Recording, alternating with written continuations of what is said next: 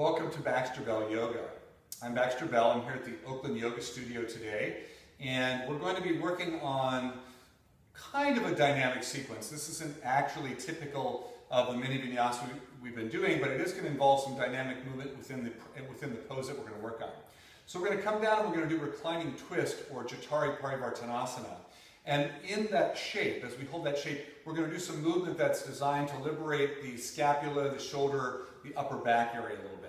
Okay, so it's pretty straightforward, so we're going to go right into it. I'm going to show it to you on one side and maybe on both sides. We'll see how that feels. But first thing you're going to want to do is have your sticky mat set up. You can always have an extra blanket underneath you if your lower back is sensitive. And then you're going to come down onto your back, take your arms out to the side, and tip your legs up into the air. From here, we're going to drop the legs all the way over to your right side. So I'm going to exhale to the right, and for my body, that usually means my left shoulder will lift up a little bit off the floor. And that's okay if that happens. I'm going to take my right hand and hook my knee, so I kind of keep that in place. And then this arm, even if it's on the ground, float it up a little bit. And then I'm going to use this arm to create some dynamic movement. So I like to exhale my hand down toward my right hip. I'm going to follow the hand with my eyes. So I'm going to use my head to move around a little bit to follow the hand. So I'm going to exhale, and then inhale overhead, and then exhale down toward my hips. So we'll do that about 4 more times. Inhaling and exhaling around and down. And my head is following with my eyes, following the hand as it goes around. And I'm making the biggest circle I can in space. Big revolutions. Let's do that 2 more times. Inhaling and exhaling and inhaling and exhaling. So you get some nice movement in the shoulder and chest. And then to come out, we're going to bring the leg up.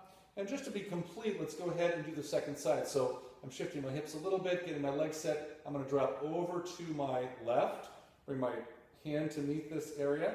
I'm going to reach out, floating my arm a little bit off the floor. And then as I exhale, I'm going to bring the hand down. I'm going to follow it with my eyes. Exhaling, I'm going to come around and down. Inhaling, I'm going to take it up and overhead.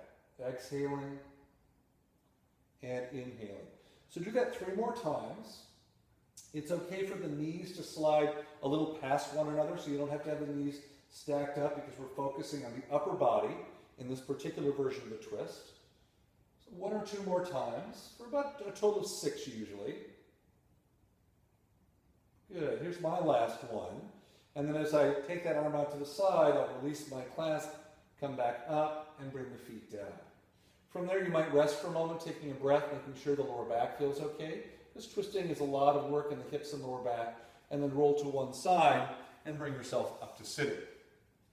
So there you have Jatari Parivartanasana, or reclining twist, with dynamic movement at the arms and shoulders to create some opening through the front chest, the neck, and upper back.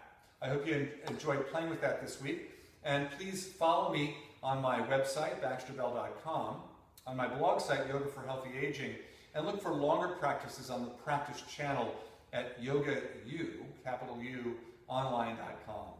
Until the next time, namaste.